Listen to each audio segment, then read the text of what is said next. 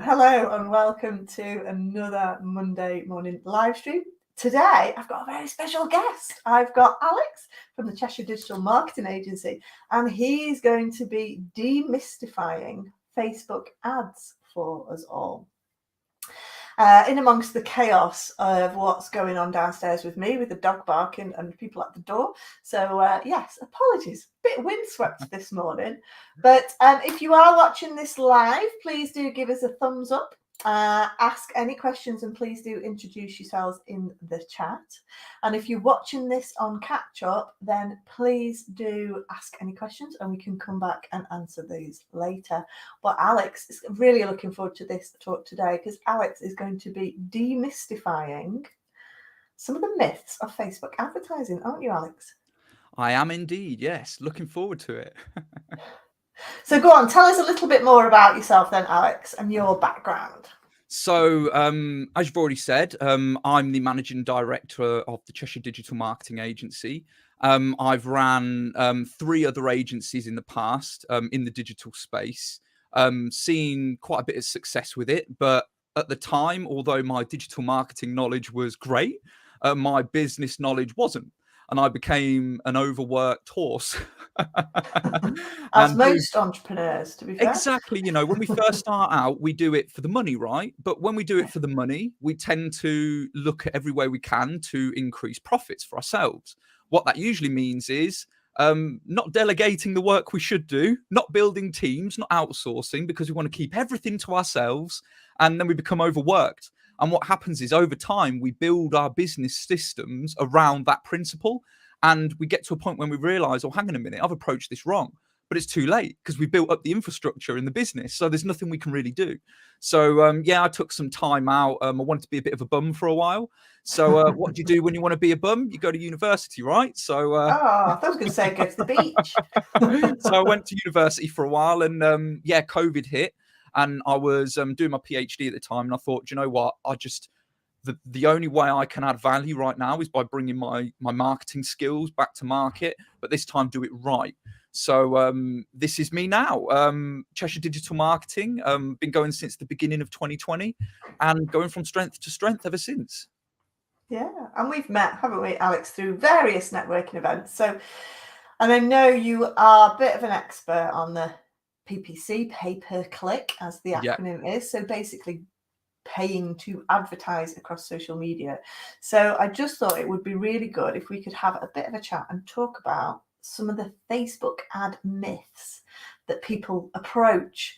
And you can basically waste an awful lot of money on Facebook, can't you? Facebook advertising. Yes. They can be a real budget hoover if you don't know what you're doing, or if you don't really understand what Facebook ads actually are. Now, on the surface, paid advertising, it's a pretty simple principle to understand, right? We can understand that concept quite easily.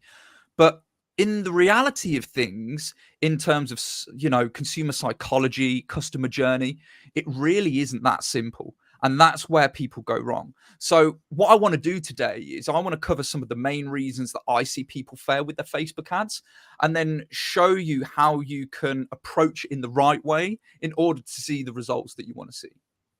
That sounds brilliant because I've done quite a lot of Facebook ads. And so go on then, tell us. Right. Start from the beginning. If we're looking at Facebook ads, how should we start? Right. So first off, you've just said to me, Bex, that you've ran Facebook ads in the past. And if anyone else is listening to this, please do let us know in the comments. Are you running Facebook ads? How are you getting on with it? So Bex, can I ask you, how did it go when you were running Facebook ads? Did you see any success with it? Were you able to scale that ad? What was your results like? So, well, interestingly, when I first started out in the journey of Facebook ads, again, it was new. It was actually before I started Social Media Executive. We did it from a gaming point of view because I used to work for Nomad Games, and we just sort of flung out a bit like random ads to promote our game. But the trouble with the game that we were selling at the time, it had a very sort of low return on investment. So it was very low price point as well. So we suddenly realised that actually it wasn't really the right platform because the game was only about £2.50. Right. Okay. So your So cost per lead had to be well under 50p then. yeah, exactly. And they're a lot cheaper then, we're Oh talking sort yeah, of 5 or yeah. 6 years ago. Facebook ads was cheaper. But I did run an ad campaign last year for my special days of the year wall planner, which was a lot more successful. Amazing. And did Amazing. sell most of them. Yeah. That's good. That's good. Mm. One of the things that I really need to begin this with is understanding what a Facebook ad actually is and not what most of us tell ourselves and kid ourselves that they are. See, most of us, when we think of Facebook ads or social media ads in general, not so much Google ads and keyword triggered ads, but more specifically, social media ads. But most of us tell ourselves that it's a way for us to generate sales and automate that sales process. But it's really not. And the ads do nothing in terms of leads and sales for you. They do nothing. What they do is they sell the click. They don't sell the product. They don't sell the service. All they do is sell the click. So Which with that in means mind, sorry? clicking through, doesn't it? Clicking through to the landing page, the website, or Exactly. wherever So we're going. there you Yeah. go, the landing page, the website. It's what's on the other end of the ad that does the selling for us. Yeah. And what I see most people do is they'll put so much time and energy into setting up an amazing ad campaign, or they'll pay an agency an absolute fortune for this amazing ad campaign.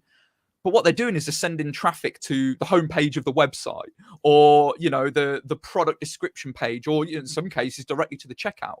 And there just isn't enough nurturing going on. There isn't enough information there in order to drive that lead or sale. Here's an analogy for you. If your website is ranking at the top of Google for a specific search term, but then people click on the website and it goes to a page that's related to something completely different to what you're selling. Well, it's not going to work because you're not No. answering the demand of what people are clicking for. And that's what Yeah. most people are doing. They're selling, I don't know, let's say coaching services, right? Someone clicks on this ad because you've got this brilliant whiteboard demonstration video on your ad. People click through, they come to the website on the other side, and it's your about page talking all about your services. Well, it's just too much. It's too strong. People don't want to know about the services. They want to know more about what you were talking about in the ad. So maybe you were discussing a strategy. Maybe you were, addressing objections. Well, people want more information on what you were talking about. So driving them straight to the about page or the homepage of your website is going to do nothing. And that's what a lot of people do, because they tell themselves that ads are going to sell my products and services. When in reality, all it's doing is driving the clicks, driving the traffic.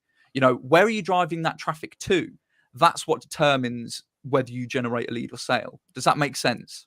So basically it's about looking at it backwards, isn't it? Going, right, okay, I've got this amazing sales or lead magnet page.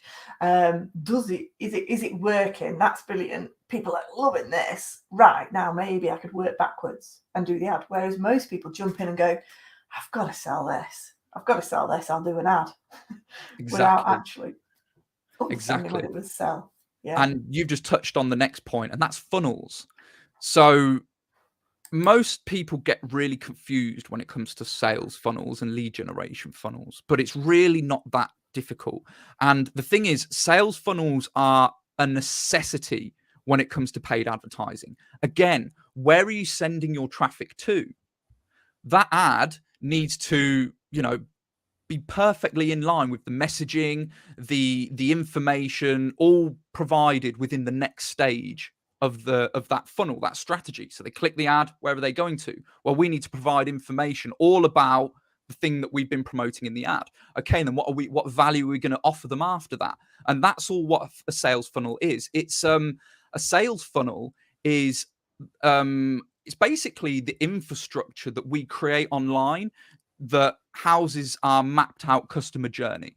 So what do I mean by customer journey? Well, most of us know that it takes on average 7 touch points in order for someone to even consider working with you or buying from you. I mean, it can vary depending on the value of the offer. It's going to take more touch points to nurture someone for a £5,000 offer than it is for, a 20 quid pair of sunglasses. But you get the idea that the steps in our customer journey must reflect the value of our offer.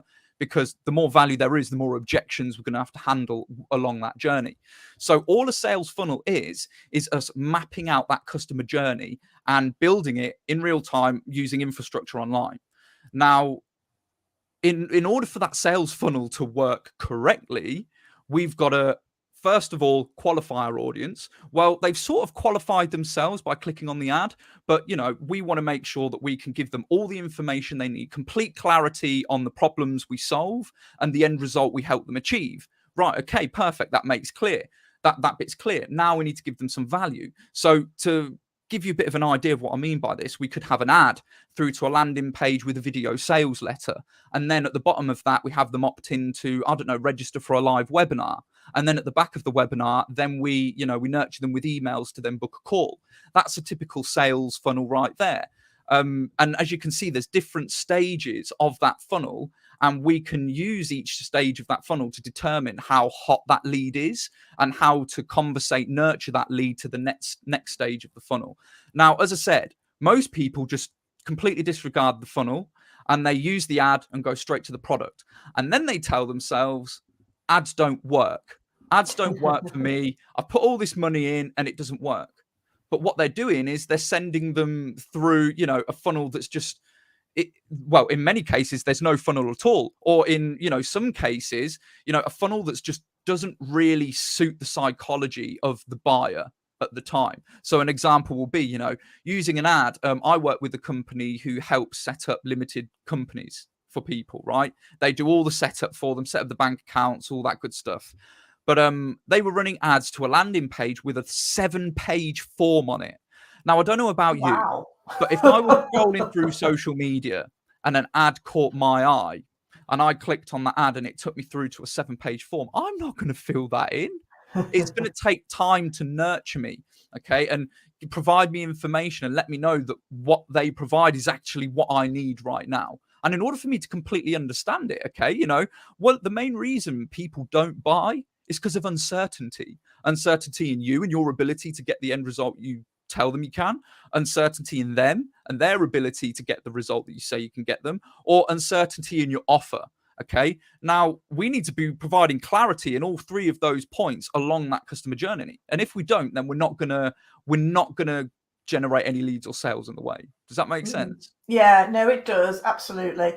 And I think, people as well never think about running Facebook ads to raise brand awareness. They always go straight cutthroat to the sale, don't they? But actually, when you're looking at that marketing funnel, it's about developing a relationship. So some of your best content that you might have put down just as a post on your Facebook page, what we call free stuff, a free post, as in organic post.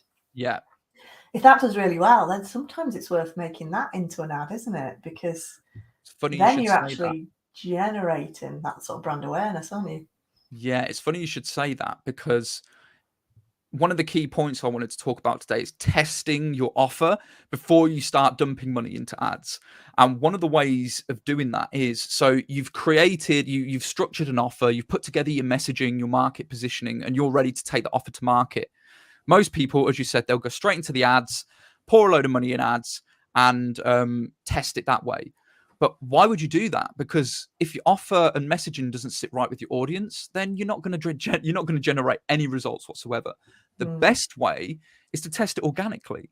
Take it to market, create some organic content, and see how people respond. If people respond positively and, they're talking, it doesn't even have to be positive. If people are responding, period, that means your offer is, connecting people, it's working, it's entering that conversation that people are already having in their minds. And that's the key. So it's always best to create our offer, take it to market organically. Once we get traction with it organically, i.e. people are responding, maybe you've booked a sales call, maybe you've even generated that first sale. That's proof that it works. That's when we take it to market with paid advertising. Yeah. Because again, we don't want to be throwing money at it and hoping for the best, because that's just not how it works with ads. Okay. And that moves me on to my next point. And now this is so important. Okay. Ads are not a form of automation. And that is such a dangerous Even though ideology you on can how to, automate them, they you should never be can, but automated. Yeah. most people will approach me and say, right, I want to do ads because I want to automate my content. Mm. It's just that's the worst idea to have when approaching ads. And the reason being is because ads are a numbers game, right? And the one who produces the most ads wins. So when it comes to organic content, right, we all know that we need to be turning up regularly, creating fresh, valuable content for our audience. But what most of us tell ourselves, like, oh, this is just, it's so demanding. You know, I can't do this. I want to automate this. So I'm going to do some paid ads, right? But in reality, we need to be producing just as much content for our paid ads as we would with our organic ads. If not Just as more, much. really. If don't not more. Okay, we Yeah. need to be testing creatives against each other. We need to Mm. be creating, testing headlines, A/B testing copy, links, everything, every part of our ad. We need to be A/B testing against variations to find the winner. And then once we found that winner, we do the process again and again and again and keep optimizing. So, you know, I worked with a guy a few months back in Singapore, and I gave him a few scripts, and I said, right, adapt these scripts, go away and create a number of different ads. So he was great. Okay, I'll do that. And then he came back to me and he said, right, I've done great, Alex. I spent all day working yesterday, and we created 4 ads. I was like, For you only created 4 ads? So you should have created 40. Okay, it literally is a numbers game, and that's one thing that people need to understand. Most of us will approach ads with the idea that, you know, this is going to save me having to make so much content every day. Well, in fact, no, it's not. You're going to No. have to create just as much content, as I said, to keep testing ads against each other in order to declare the winner, and keep doing that. And that's the only way you'll be able to win with paid ads. It's the only way.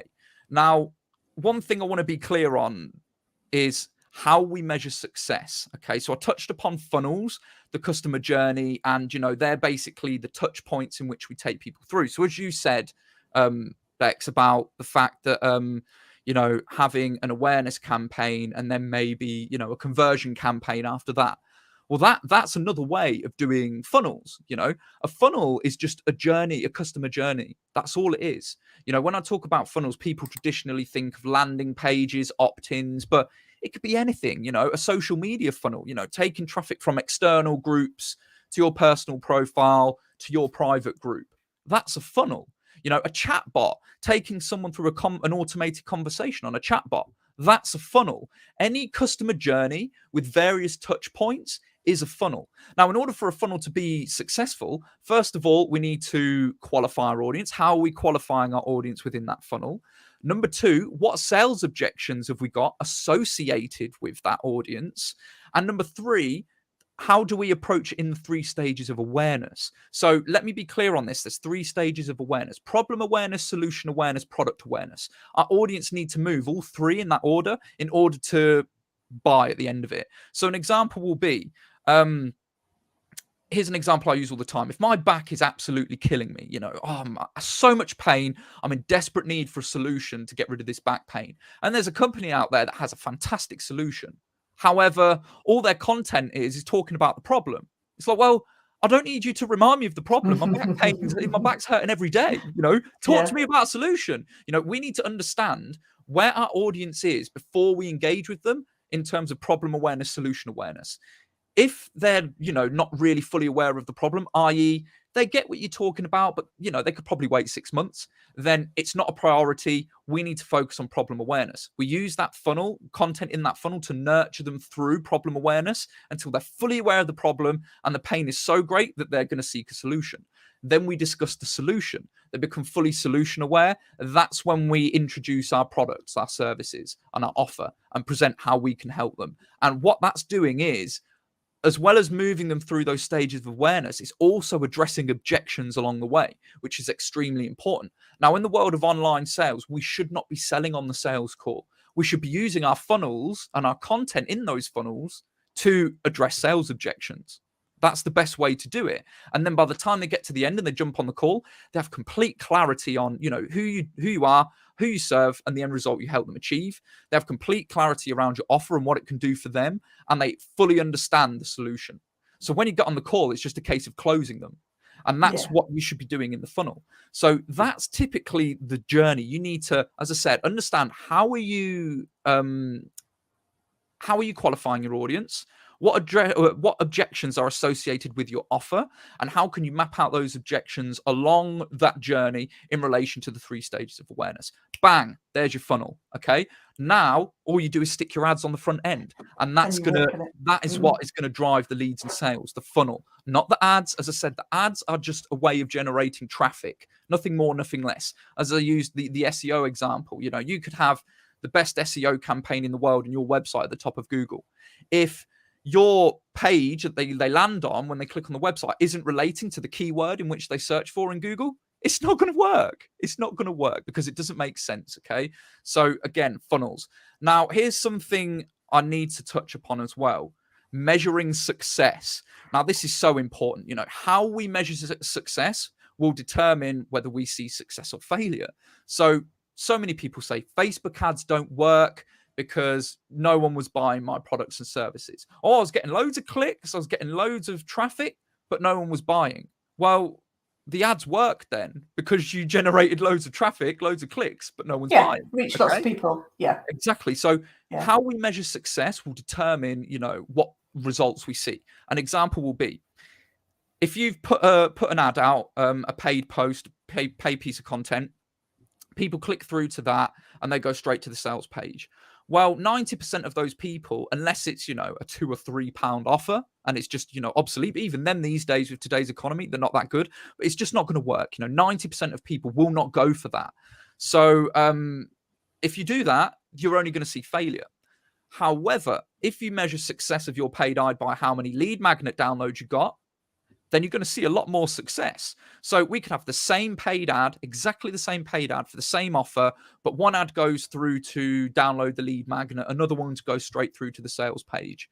You're going to see failure on one and success on the other. Same ad, same strategy, everything. It's just what's on the other end of that ad that's changed. Yeah, different result. Exactly, basically. different result. So we need to understand, okay, how are we measuring success at each stage of that funnel, that buyer's journey? Okay. So, right, if we're going to send them to a lead magnet, that's nice and easy. It's not demanding too much. You've got to remember these people, they've just been scrolling through social media. They haven't got time to go through loads of stages. They recognize value in your ad. So they've gone to the next stage. They want a bit more of that value that you've just provided. So give it to them and make it as easy as possible. Here's this free lead magnet download that you can take that goes into depth on the strategy that I just discussed in the ad video. Great, fantastic. I'll download that. It saves me going on YouTube and trying to figure it out myself. They download that. They're now on your email list. You're nurturing them to get them to register for your live webinar where you take them through what's in that lead magnet, but in much more depth and how they can adapt that for their offer. Fantastic. So they turn up there and they're like, right, well, I get it. I'm going to go away and give this a go myself. They go away. Oh, hang on a minute. I'm not sure if this is right or this is a bit harder than I thought. I'm going to give them a call. So once they leave the webinar, they're already getting our emails. It's nurturing them through to book a call. That's when we're going to get them on the call at that stage or, taking them to the checkout page or whatever it is. Does that make sense? So it's basically, people go cutthroat straight for the sale, but actually it's about building your community first, isn't it? It's about nurturing people. It's about raising that brand awareness. And actually the best ads sometimes, particularly on Facebook, the cheapest ads are when you actually just retarget people who've maybe visited your website or visited or are followers on your Facebook page. Simply because you've taken them down that funnel, haven't you? You've nurtured them through a lead magnet. Exactly. You've done they know you. And they know you. They trust you. And then at that point, you can potentially lead them through to that. Exactly. What would you like to buy? Exactly. Here's a real world analogy for what you just said. You walk past the door, the entrance at Asda, and there's a guy stood at the stand from Sky who's trying to wave you over. You can just see everyone avoiding this guy like he's got a disease, because they know they don't want to be sold to, However, if you knew the person at the Sky stand, maybe you've met him on a networking event or on in a Facebook group or whatever, but you know who he is and he knows you, you're not going to do that. You're going to go up and have a conversation with him. Yeah. Because again, trust building, shoving your offer Exactly. down someone's throat with no real trust building, it just doesn't work. Yeah. You need to nurture these people, build a relationship, let them know who you are, let them know the end result you help them achieve, and that's what's going to get them to listen. Okay, so again, it's all about nurturing. Now, I was going to say, I love that example, because actually, if this guy who was out on the street selling this stuff, if everyone's avoiding him, everyone copies everyone else and avoids them. Whereas if he's got a crowd of people he knows and people want to chat to him, everyone all of a sudden wants to talk to him, doesn't they? Exactly. Look on social media, right? The amount of people I see who put rubbish content out there, especially on LinkedIn. Some of the influencers I see, they put out rubbish content, but they get so much engagement. Why? Because they see everyone else engaging, so they want to join the party. Yeah. Ooh, what's this? And it's just like ads, isn't it? Exactly. So I was going to ask you before we finish, how much should we be spending? What sort of budget? Because I've heard lots of conversations about how much really should we be spending on Facebook ads. But what would you suggest as someone who's just dipping their toes in the water? This is a difficult one. So many people will come to you with different ideas, different numbers, different approaches, but it's very much dependent on the campaign objective. So what do I mean by that? Well, if you've run ads in the past, you know that when you first create a campaign, you select your objective: brand awareness, conversions, lead generation, etc.